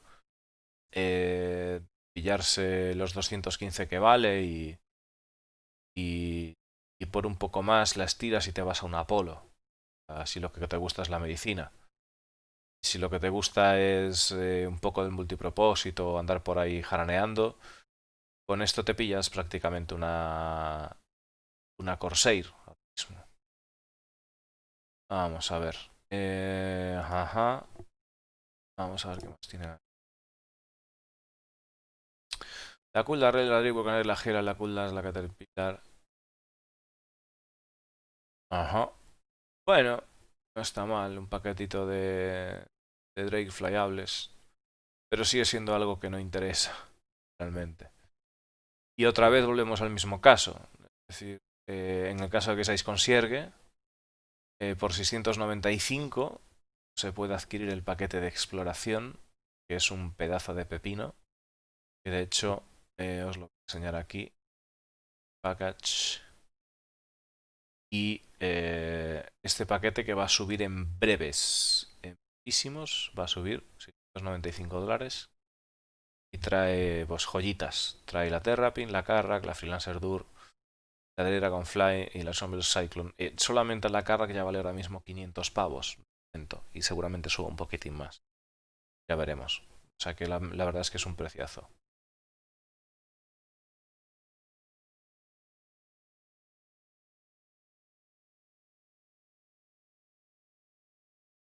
Sí, bueno, al final son naves que... Oyes, son naves que... 15 pavos ahí, tío. Son naves que al final se usan. O sea, mira, al final en vez de 20, pues igual estas son 30 pavos que nos ahorramos, ¿no? Para pasar una nave si habéis hecho lo de pillarla en su momento. Vamos a ver qué más cosas tiene. Upgradea tal. Claro, dale ahí durísimo. O sea que realmente solo tiene esa. Y luego te dice que upgradea esto. Ya está. Y ahí pone el precio. Que por cierto...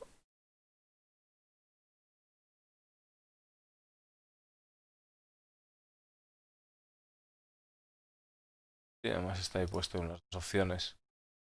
Que por cierto... Vamos a revisar... Vamos a salir de aquí porque queremos ir al Play Store en realidad. Así, upgrades. Y realmente aquí de la mandanga. Porque de momento no creo que hayan tocado Las Black 100 pavos. Vale. Está por aquí la Kulda Red 135, que ya está. Nada. Esta también subirá un cacho. También subirá un cacho. Joder, es que serían 15 pavos y el pavo que se haya pillado esta escalera de aquí a aquí, pues tiene todas las papeletas de ahorrarse un buen dinero cuando salga. Lo que pasa es que es una escalera lenta. Es la Vulture. O sea, se ha puesto... ¿dónde está? Por 150 era la Cutlass Blue. Aquí está. O sea, que esta igual sube también un pico más. Por 150 tienes una Cutlass Blue o una Constellation Taurus. Hostia, tío. O sea, la diferencia es bestial. En realidad, o sea, es una decisión jodida, ¿eh? Aunque bueno, acordaros de que la Cutlass Blue tiene más chasis, tiene un montón de movidas. Aparte de lo que es la Cutlass normal, en teoría. Eso habrá que verlo. Y vamos a ver qué está por aquí abajo. Vale, la Corsair, que ya os dije, 215 realmente os comentaba antes, ¿no? En vez de pillarte una Cutlass Red y lo otro, pues píllate esto, tío. Fuera. O sea, al final es una nave muy superior. Y si te quieres dedicar a la medicina, siempre se puede saltar al Apolo, que tiene que estar por aquí. Aquí está, 250, o sea, no hay color. Un Apolo le da 1000 patadas a una Cutlass Red, pero de calle. De hecho, si no recuerdo mal, va a tener la posibilidad de tener las camas médicas tochas sacrificando huecos, pero en ese sentido puede que llegue a ser modular y que te puedas meter una cama pepino, ¿no? Las de primer nivel. Vale. Bueno, esto simplemente sería la Apolo, pero un poco más armada. Buenas, RV. La Apolo está bastante bien. Es una nave bastante pepino. Ahora mismo está muy bien de precio, ¿eh? La nave subirá a los 300 fácil. Ya veréis. Vale, entonces... La Glaze... Vale. Aquí está la carga. 500, siguen 500, no ha subido de momento. Y bueno, ya veremos a ver qué pasa. Vamos a revisar esto también, a ver qué clase de upgrades tenemos. Y efectivamente se puede upgradear a la Carrack. Está abierto el upgrade a la Carrack, chavales. Por 500 pavos. Antes de que salga. Bueno, pues quien quiera darles el caprichito, pues ahí tiene la oportunidad, ¿no? Son unos cabrones. Son 100 pavos más de lo que costaba. Y bueno, Lo interesante realmente es hacerse con el plan de exploración, Adela, ya digo, ¿no? Que no soy muy fan de los packs. Sí que reconozco que, bueno, las naves que tienes se pueden actualizar luego y es todo el ETI, te viene con el juego y tal. En realidad, por 100 pavos más, merece la pena. Ya puestos a gastarte esa cifra, ¿no? Eh... Bueno, pues... Hasta aquí el directo por el momento, chicos. Me voy a cenar y luego a ver si hago un directillo de Citizen. Así que mil gracias por el apoyo, como siempre. Acordaros de que el último viernes del mes está el sorteo por ahí puesto. Y... Y nada, chavales. Nos vemos luego. Hasta luego.